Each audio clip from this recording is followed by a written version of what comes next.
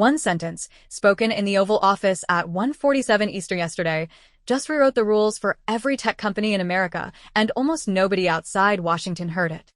Within hours, 7 bombshells dropped overnight. À $1 trillion. An $80 billion buyback. An AI agent now reading your Gmail in the background. 8,000 layoffs.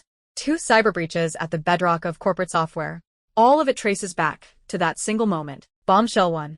SpaceX filed its IPO paperwork, and the valuation slot inside that filing reads $1.7 trillion.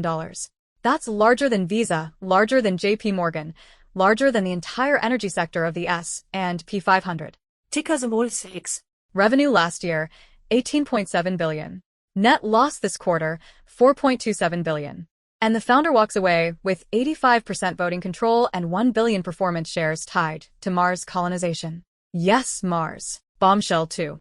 NVIDIA just told Wall Street it expects $91 billion in revenue in a single quarter. It topped every analyst's expectation. Then in the same breath, the CEO announced an $80 billion stock buyback and a brand new processor called Vera, aimed at a market the company puts at $200 billion. Buybacks that big used to take Apple a full year to authorize. NVIDIA just dropped it overnight, almost as a footnote. Bombshell 3. OpenAI quietly flipped a switch. Retailers can now upload their entire product catalog straight into ChatGPT, up to 1 million SKUs per advertiser. That's not a feature update. That's a Google-shaped knife pointed at Google's heart. The same structured file you send to Google Shopping now powers ads inside the chatbot 800 million people use every week. $2.5 billion in ad revenue, just this year, is the stated target. Now, let me ground you. These aren't just headlines, they're tectonic. The new Vera chip isn't a refresh. It's a central processor designed to slot beside Blackwell and Rubin inside racks the size of shipping containers. Through 2027, NVIDIA says that stack opens up a $1 trillion opportunity. One company, one stack, $1 trillion of revenue. And every hyperscaler, Microsoft, Google, Meta, Amazon, has already pre-committed billions of dollars to buy it. That $80 billion buyback? It's the largest single authorization in NVIDIA's history. The math is simple. The company is generating cash faster than it can possibly deploy it. Even after the OpenAI partnership, where NVIDIA agreed to invest up to $100 billion across 10 gigawatts of compute capacity, there is still $80 billion left over to hand back to shareholders. That's not a chip company anymore. That's a sovereign wealth fund with a fab attached, back to SpaceX. The financials inside that S1 form are the strangest paradox in modern tech. $18.7 billion in revenue last year, growing 33% year over year. Starlink alone printed $1.2 billion in quarterly profit. And yet, $4.27 billion in net losses in the first quarter of this year alone. Translation: a company burning cash to take over low Earth orbit is about to be handed a $1 trillion checkbook anyway. And here's the catch buried on page 60 of that filing. The founder keeps 85% voting control after the IPO closes. Public shareholders get the upside. He keeps the steering wheel. Layer on a compensation package built around 1 billion performance shares, unlocked, in part, on a Mars colonization milestone. Investors aren't just buying a rocket company. They're buying a one-man vote on whether humans become an interplanetary species. But it gets worse. Bombshell 4, and it's the one that quietly lives in your bloodstream now. Google launched Gemini Spark. Not a chatbot. An always-on background AI agent that reads your Gmail, edits your docs, runs your search history, talks to your Android phone, connects to third-party apps, and eventually opens your local files while you sleep. Every product Google ships from this point on has an agent inside it that doesn't wait for a prompt. It just acts. Now watch what happens next. The day before all of this, Meta laid off 8,000 employees.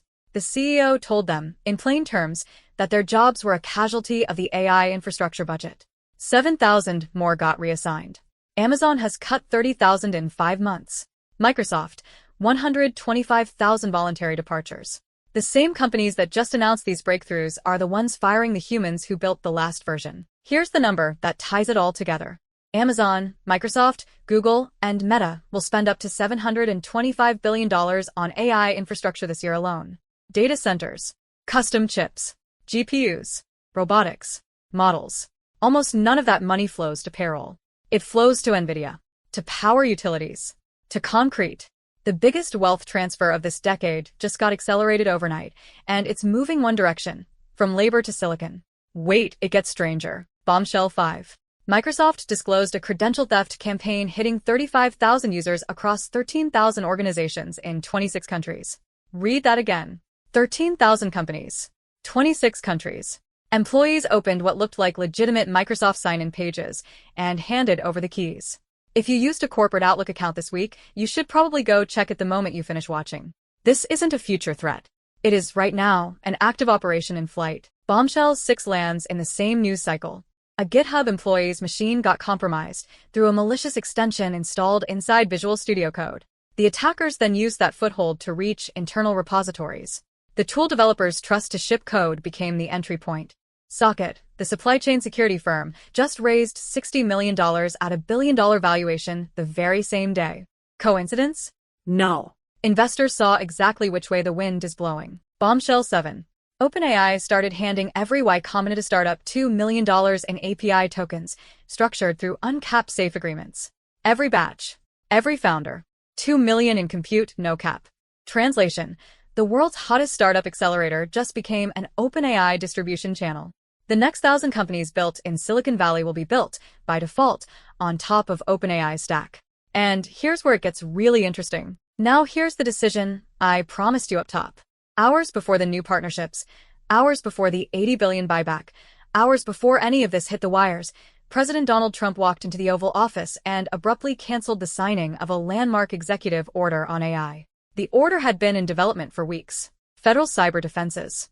Voluntary safety testing of frontier models before public release. Industry coordination.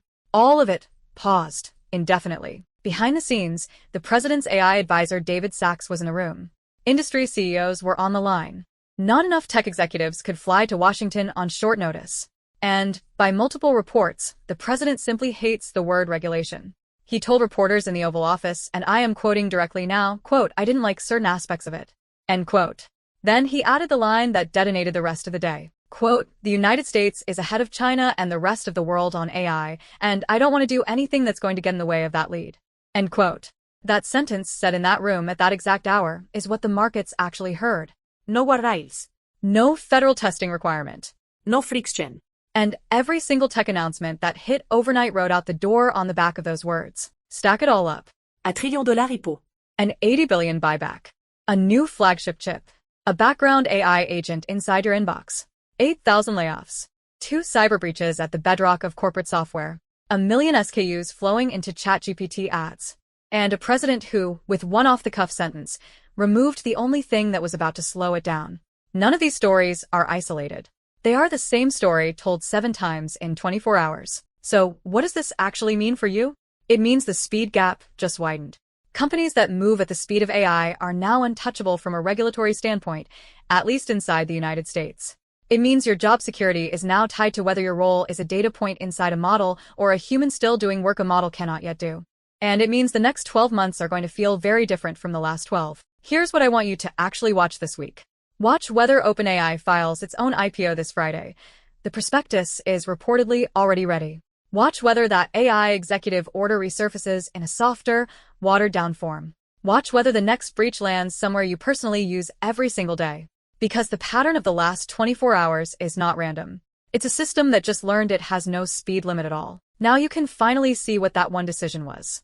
A president, in the Oval Office, scrapping the only piece of paper that stood between Silicon Valley and a clean runway. The bombshells didn't drop because 7 different companies happened to coordinate by accident. They dropped because the brakes came off at once, and the entire industry felt the green light at the exact same hour. Screenshot this line. In tech, regulation is not a wall. It is a tempo. That's the story. If you'd watch one more like this, hit subscribe, and I'll have another ready soon.